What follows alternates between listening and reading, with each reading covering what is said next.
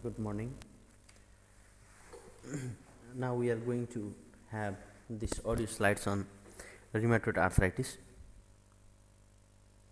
which was supposed to be on the Wednesday 9 a.m. but has been rescheduled. Treatment of rheumatoid arthritis. First of all, whom to treat?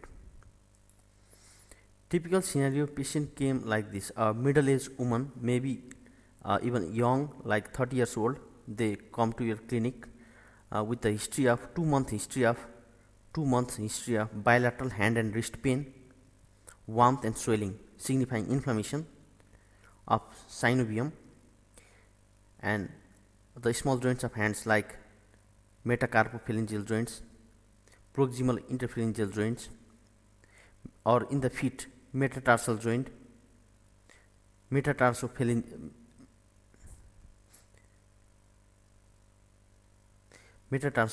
joints, interphalangeal joints, etc. And she also complains of morning stiffness for hours, morning stiffness. So these are, as we can see, the interphalangeal joints, and even the knuckles may be involved. We can see red. She might be complaining of pain, and in the long run, it is a deforming disease that causes deformation of bone. And as we can see, the swelling, redness in the interphalangeal joint, in the proximal interphalangeal joint of hand, along with the distal interphalangeal joints, with kind of deformity. This is deformed, and similarly this is also deformed.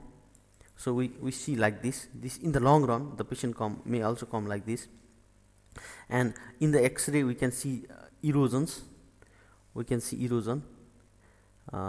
So the diagnosis, I will leave it to experts, but just to tell you, like, there is American College of Rheumatology criteria. This has been old, I suppose. It was 2000. It was invented in 1995 back then, in which there should be involvement of more than 6. The joints should be involved for more than 6 weeks, and different other criteria. And if you meet 3 out of 7 criteria along with the duration, then you diagnose him or her as rheumatoid arthritis.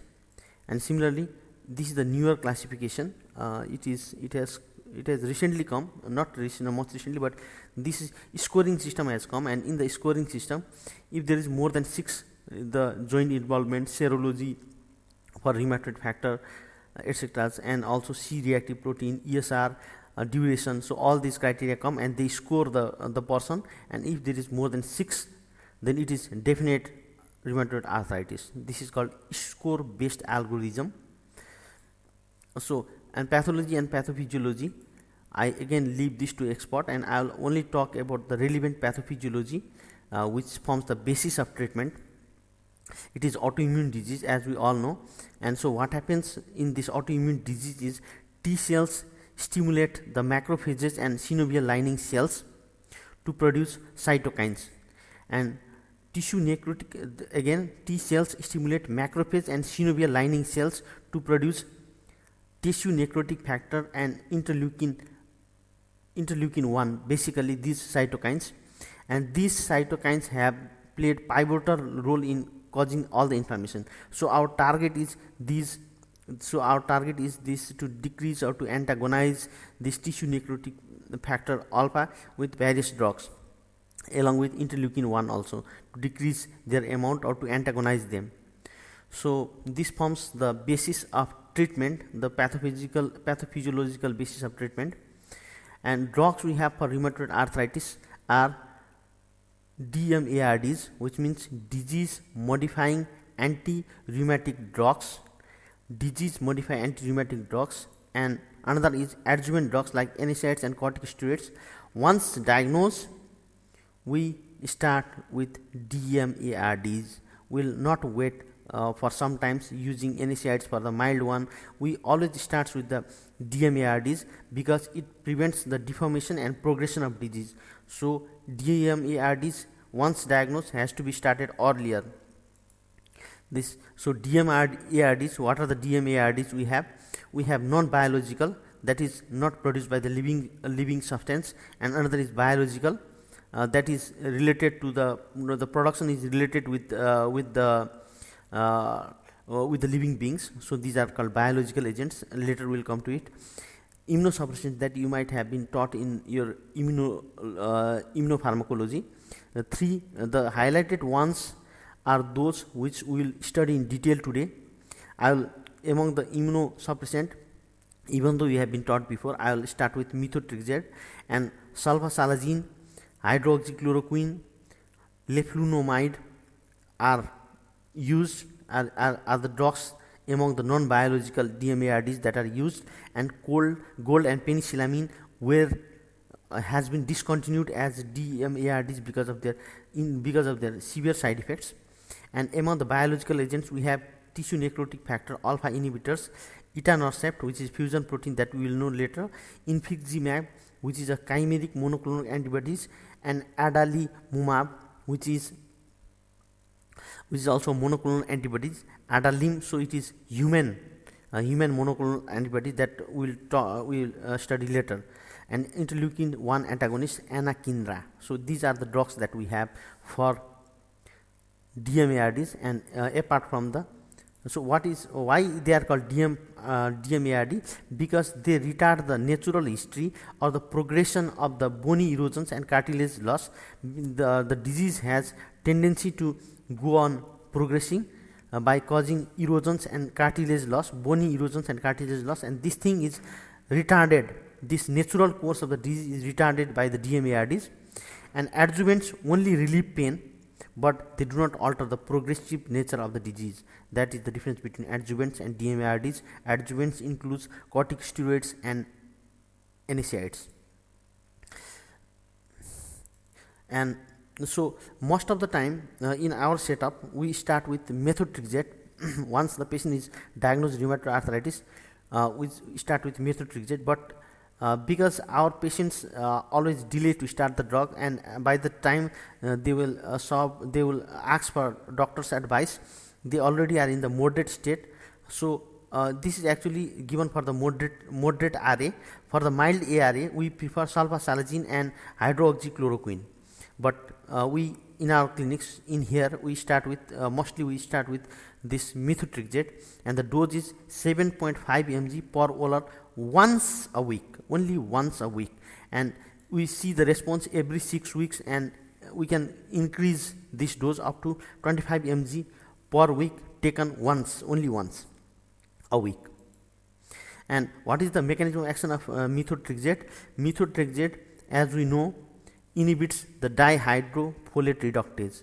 This dihydrofolate reductase is,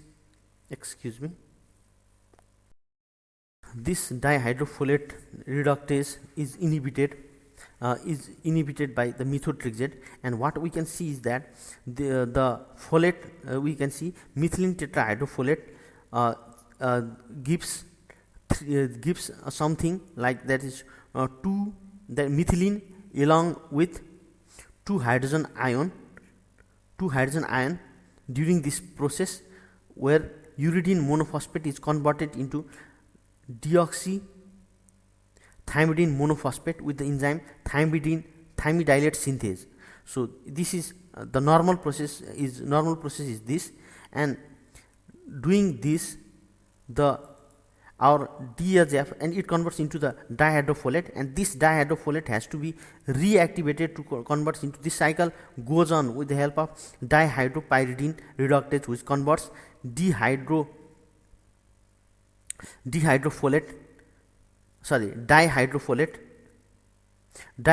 to tetrahydrofolate. So this process is normally done by dihydrofolate, and when it is stopped in its way by methotrexate, which is dihydrofolate reductase inhibitor, what happens is there is no production of thymidine monophosphate, which is purine. This is happening in the story. Now, so this mechanism of action inhibits dihydrofolate reductase, which inhibits purine synthesis. especially this purine synthesis is going on rapidly growing immune cells. Immune cells are rapidly multiplying during the process. So this is inhibited. And thus it has its good function. So indication of methotrexate, we have this.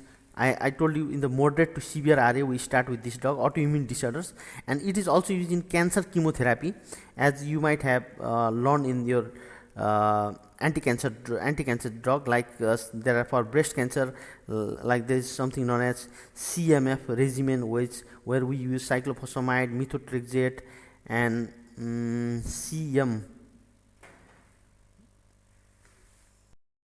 and F stands for 5-fluoro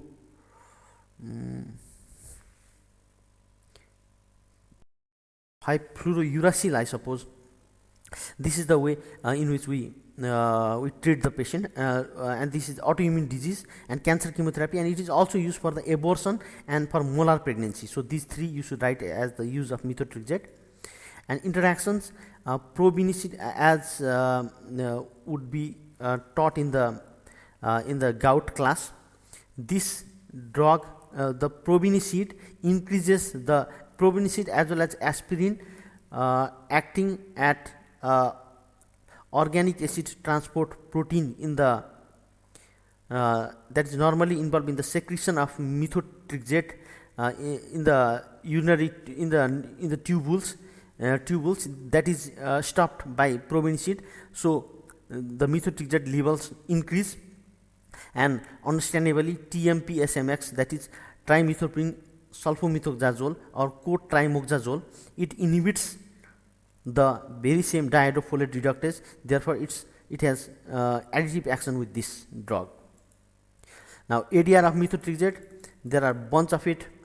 I have started it with the head, alopecia, rash, headache, stomatitis. Stomatitis means inflammation of mucosa in and around the mouth.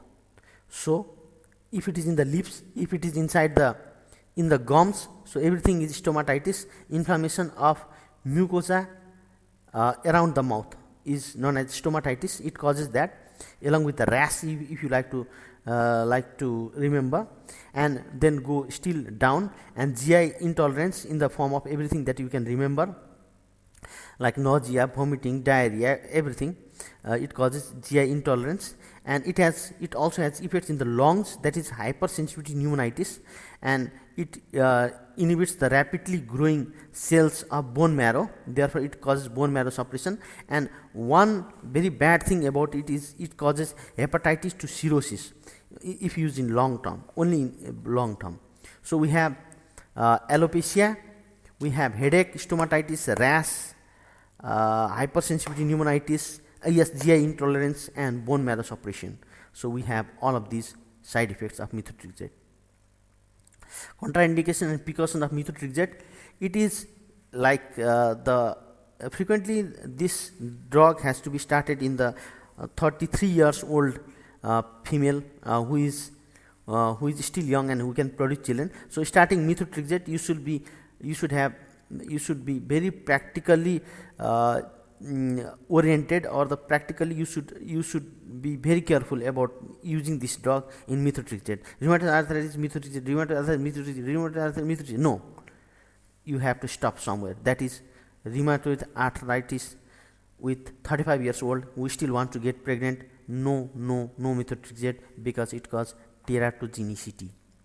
And as I had told you earlier, hepatic, it has in the hepatic impairment, it should not be used. So you can write as contraindication hepatitis B, C, etc., because it might in long term, it is hepatotoxic.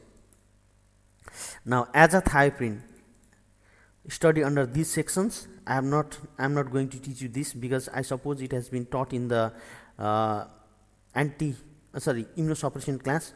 So is cyclosporine. I am not going to talk about this. Study in these headings. Yes is wrong, yeah, spelling mistake. Now sulfasalazine, this like mechanism of action of sulfasalazine. First I will tell you about sulfasalazine. Sulfa means sulfur, salazine means because it has ASA, ASA means amino salicylic acid.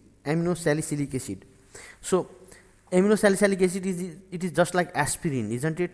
So it is composed of two things, sulfa pyridine and 5-ASA. So once you take it through orally, so it goes inside the body and dissociates into these two things. And sulfapyridine is active component producing action in rheumatoid arthritis. If somebody is some drug is working, then this sulfapyridine part is working. And sulfapyridine inhibits the release of inflammatory cytokines produced by macrophages. It inhibits the release of inflammatory cytokines. What cytokines do you know? Interleukin 1 and tissue necrotic factor alpha produced by macrophages and synovial lining cells that I told earlier in the pathophysiology. So that is stopped by sulfapyridine, which is a component of sulfasalazine. And 5-ASA, this drug is also used in ulcerative colitis. Why? Because it dissociates into it gives 5-ASA in the colon, and that 5-ASA colon is the the treatment in ulcerative colitis. So this drug has two uses that is also understood. Now uses again, mild RA, juvenile chronic arthritis and ankylosing spondylitis, and another you can add ulcerative colitis. Ulcerative colitis is also autoimmune disease, and ankylosing spondylitis. I'll not go detail about the ankylosing spondylitis, but it is a disease of spine. It is disease of spine, and it is it doesn't have RA factor. It's a kind of disease in which rheumatoid factor is not there, and it is a kind of disease which is involves the spine. And juvenile chronic arthritis is the children's disease, juvenile disease. So sulfasalazine, you have to come four things in mind: ulcerative colitis, mild to moderate RA, ankylosing spondylitis, and fourth one is juvenile chronic arthritis. Now ADR sulfasalazine, sulfa. So sulfa is so it causes nausea, vomiting, rash, sulfa rash. It must be, and hematologic toxicity it causes. Sulfa causes hematologic toxicity, hemolytic anemia, methemoglobinemia. What you do is sulfa, whether it is a sulfonylurea or it is a sulfan. So you just make the list of these diseases or the side effects of the sulfa component and write it everywhere, or remember it. So in the to cut short, it causes GI intolerance, sulfa causes rash, sulfa causes hematologic toxicity, and this one is quite different that I have not noted before. Reversible infertility, reversible sulfasalazine we are talking about, and it causes reversible infertility in men, but it is not teratogenic. So you can safely give it to the female 35 years old. Regarding the fertility point of view, you can give to the woman, but you cannot give to the man, because it causes reversible infertility. Now contraindication and precautions. Sorry for the spelling. It causes glucose 6-phosphate dehydrogenase deficiency. Sulfa is is contraindicated in G6PD deficiency because it causes hemolysis and sulfa allergy. You can write everything. So if the sulfa allergy is there, you should not start this drug. Interaction, it has favorable combination with leflunomide that we will study later. Leflunomide, it has got favorable combination, it has got favorable effect. Now hydroxychloroquine, this is also you might have known in the malaria also. Chloroquine, what is the action of chloroquine? Because it causes the antigen processing by macrophages in the lysosome disturbs. So it disturbs the antigen processing by the macrophages in the lysosomes. That is lysosomal stabilization, that is lysosome cannot function well. And another one is it also causes free radical scavenging of those immune cells. That's why it inhibits the antigen processing by lysosomal stabilization and free radical scavenging. Interferes antigen processing. I think you can remember this much. Antigen processing by macrophages, by lysosomal stabilization and free radical scavenging. Hydroxychloroquine, it is used in 4 different things. What is mild RA? If you can say that the person is having mild RA, then you can use this drug. Mild, moderate, you find it by scoring system that you saw before. And anti-malarial, this chloroquine is anti-malarial drug, so you can remember this. And it is also used in SLE for alopecia and dermatitis. And ADR, it has it causes nausea, allergic skin eruption, this also causes, and it accumulates in the eye, causing retinal damage and corneal opacity. Cornea, which is in the front, opacity and retinal damage behind. So hydroxychloroquine, take it with food because it causes nausea, so that you can remember I have written it. This is not the ADR, take it after food. It is to remember, it causes nausea, so take it after food. Allergic skin eruptions, it likes to accumulate in the skin, it likes to accumulate in the eye. Hydroxychloroquine. Now contraindication and precautions, it causes ophthalmologic so precaution that you have to take, because it gets deposited in the cornea and retina, so you have to do the ophthalmologic evaluation time and again. And it may cause the porphyria. Porphyria is the hemoglobin consists of porphyrin, and so are the other things like cytochrome. There are porphyrin, and these porphyrins are not properly incorporated in the body because of lack of certain enzymes. So in the porphyria, this thing will be increased. So porphyria, it is contraindicated.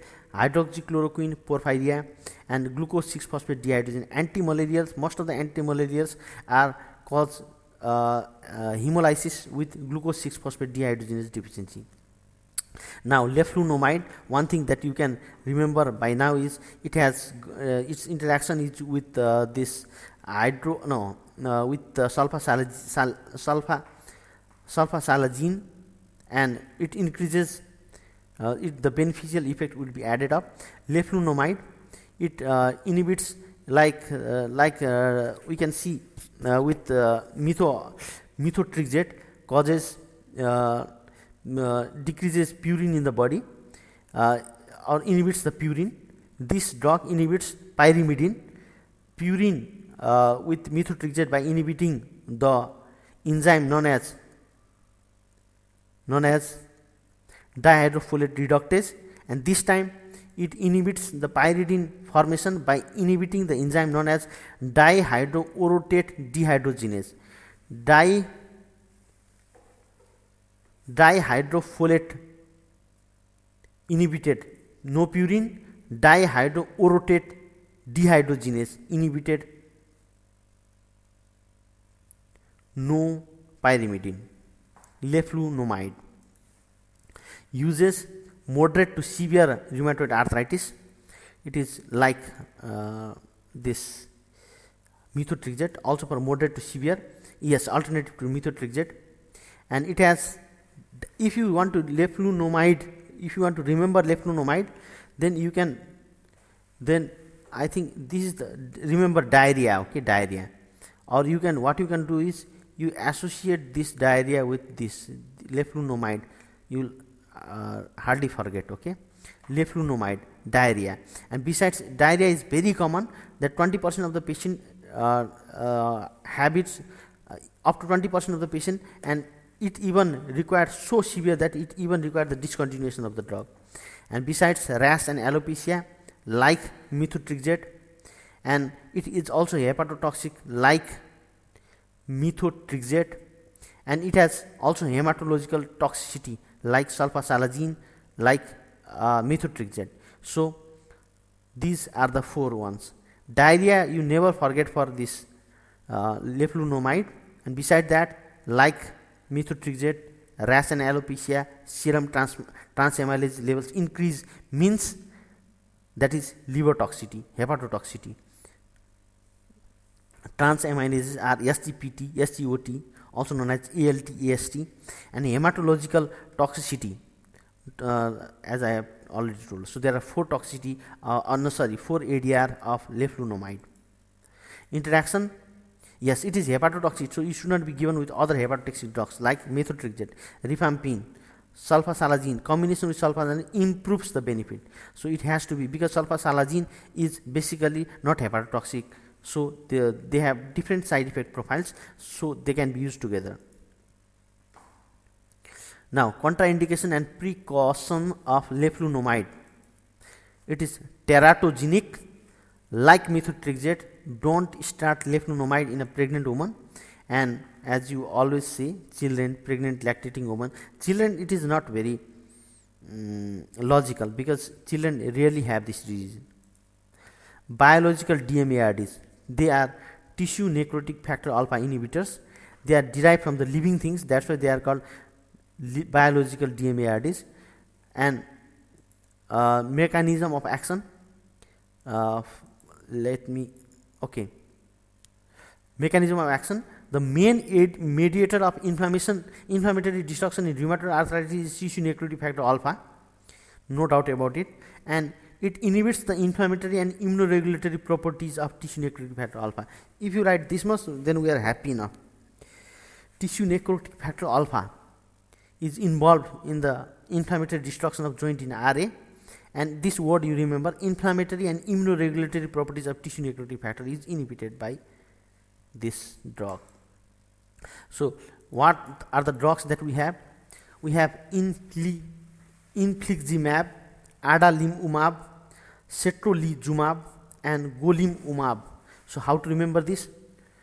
Just these first prefix are nothing. These have got no meaning at all. These have got no meaning. And this MAB means monoclonal antibody. So all this monoclonal antibody. So you don't have to worry about this. Now you must worry about these things. This secondary suffix, these are suffix before the last, they mean something, okay? And this LI means immune system, LIM means immune system, LI means, this word means immune system. So, and to make you further easier, look at this. This monoclonal antibody, when 100% derived from human, 100% these are derived from human, then it is known as, the secondary suffix used is U only, U, that is 100% human. And if this is 100% derived from murine or the mouse, 100% derived from murine or the mouse, then we use YMO, mo suffix. And if it is like 33% murine, 33% from mouse, then we use X. And if it is 10% murine and 90% human, then we use ZU. Okay. So once again, let's look at this figure. So here, this XI means chimeric. Chimeric means 10%. No, chimeric means 33% mouse. Chimeric means, yes, 33% from mouse. Chimeric means 33% from mouse. And only U means it is from human. It is human. That is 100% from human. ZU means humanized. It means 10% mouse. Still 10% mouse. And U means 100%. YMO, which is not in here, if they had, it is 100% mouse. So what we see is look, it is chimeric, it is human, it is humanized, and lastly this is human. So these are anti tissue necrotic factor alpha, which is related to immune system. So these are, Li means also immune system, Lim means also immune system, Li means immune system, Lim means immune system. So these are targeted to the immune system, and I think you have got some idea now. Once again, chimeric means 33% from mouse, U means 100% from mouse, Zu means 10% from mouse, U means 100% from human. So this is it. So we have infliximab. This is chimeric monoclonal antibody against tissue necrotic factor alpha. Adalimumab. This is human monoclonal antibody directed against tissue necrotic factor alpha. Setrolizumab. It is humanized monoclonal antibodies directed against tissue necrotic factor alpha. And golimumab. This is golimumab means it is directed against directed against tissue necrotic factor alpha, and its source is human, 100% human. This is directed where? It is directed against where? Secondary suffix, directed against where? And this is derived secondary prefix, secondary, this is suffix, secondary suffix. It is derived from where? Source. Secondary prefix, secondary suffix. I think you have now some idea.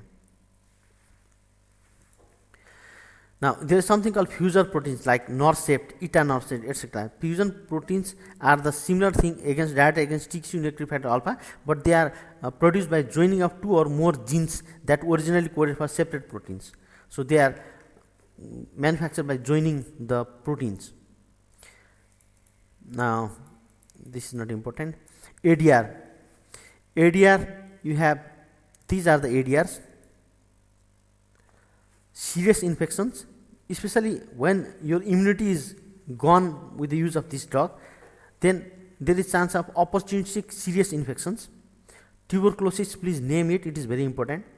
Local injection site reactions because they are given parenterally, and lupus like illness because they cause it, lupus like illness. Interactions, combination therapy with two biological agents is contraindicated because of increased infection complications. These two drugs cannot be combined, and NSAIDs, corticosteroids can be given along with them. Contraindication and precautions. Contraindication once again, and tuberculosis. Precaution, you have to give the tuberculin skin test, and chest radiograph should be obtained before beginning the therapy.